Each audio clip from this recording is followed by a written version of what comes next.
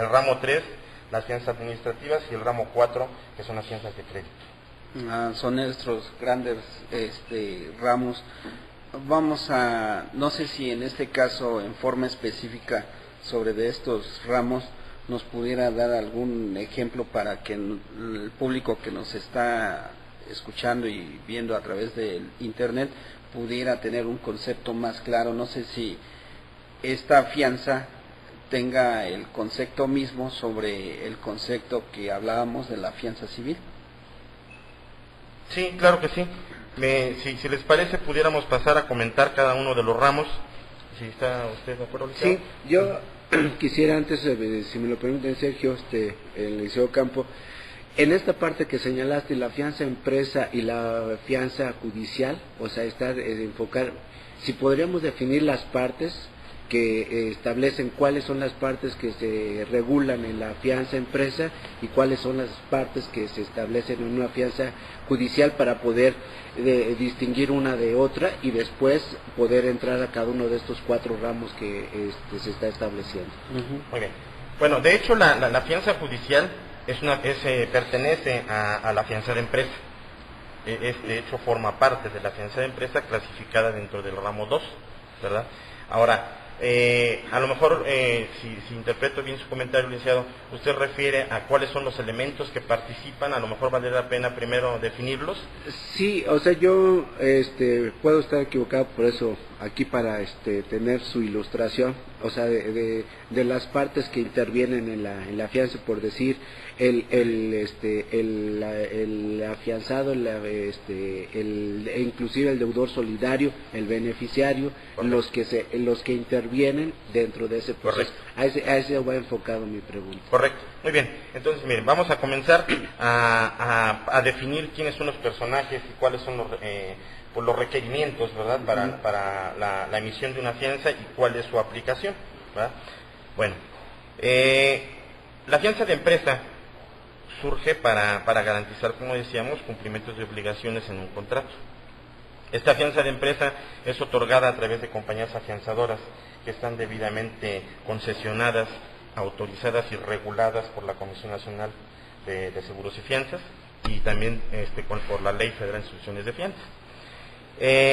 Las gentes o los personajes que intervienen para la emisión de una fianza son, por un lado, la compañía afianzadora, que es quien emite la póliza para garantizar las obligaciones, es el solicitante de la fianza o fiado, que es, en este caso podríamos identificarlo dentro de un contrato como el deudor, es el beneficiario de la póliza, que podríamos identificarlo dentro de un contrato como el acreedor. Para el otorgamiento de la garantía a través de la fianza de empresa se requiere un obligado solidario, como usted refería, licenciado, que también tendrá que hacer suyas solidariamente las obligaciones que asume el deudor principal, ¿verdad? Estos son los personajes que intervienen dentro de lo que es el esquema de fianza. De una fianza.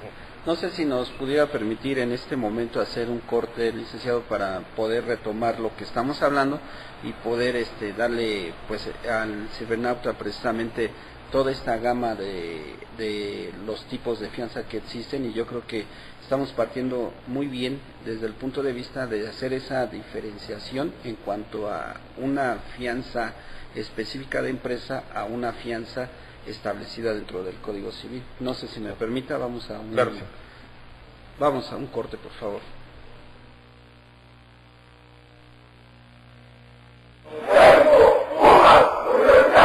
Regresamos.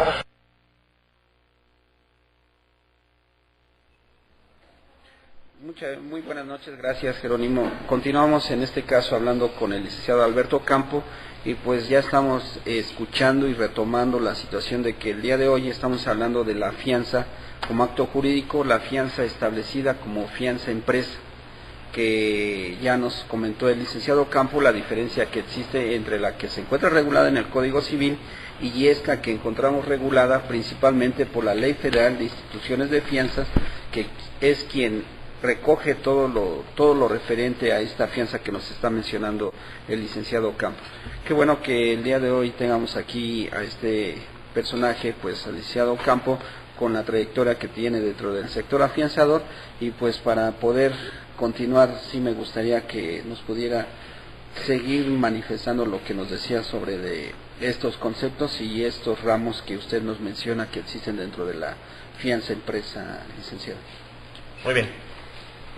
Me gustaría, antes de abordar los ramos de las fianzas, como están clasificados, cuáles son los requisitos, cuáles son las condiciones, cuáles son los elementos que se tienen que considerar para la expedición de una fianza, ¿verdad? Antes de entrar de lleno en lo que son los ramos y los tipos de fianza, ¿no? que hay una gran variedad.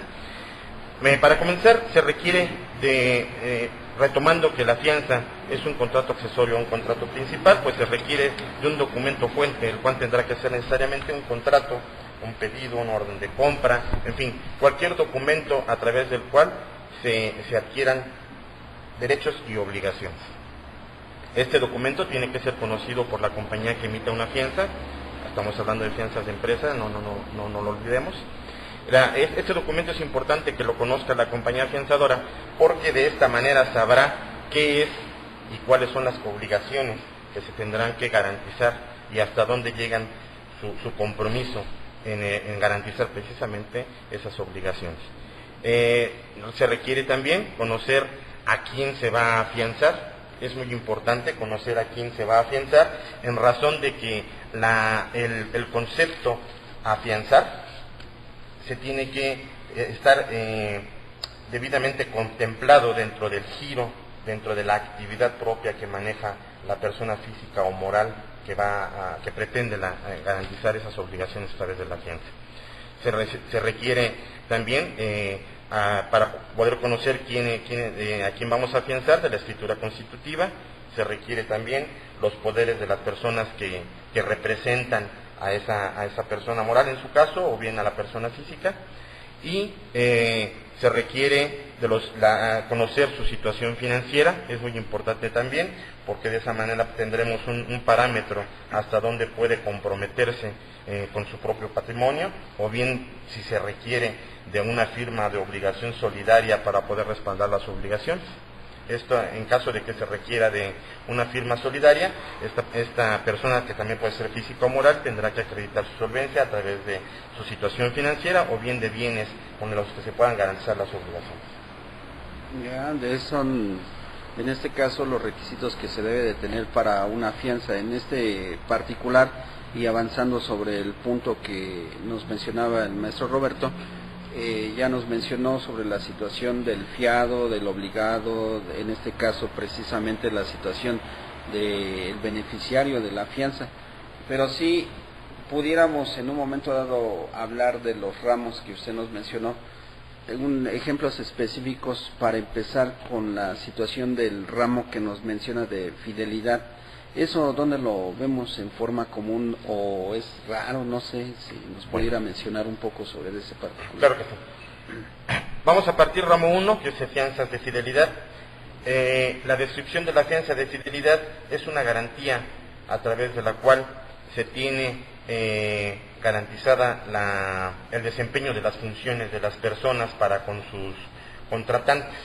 El caso más práctico que podemos ver, a lo mejor y más común, pudiera ser las empresas que prestan servicios de vigilancia, por ejemplo.